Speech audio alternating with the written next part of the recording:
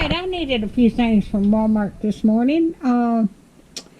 I needed some potatoes, and I'm going to make a lemon cake, pound cake, lemon pound cake. And I needed some more bread, and I needed some sharp cheddar cheese. I got me some sandwich meat, and I've been wanting some of the, I love Mexican food, and the salsa. I bought me some salsa, and then I got me some chips to go with it too. I got me some potato chips, and then I got me some French onion dip, and I've been wanting some chocolate ice cream.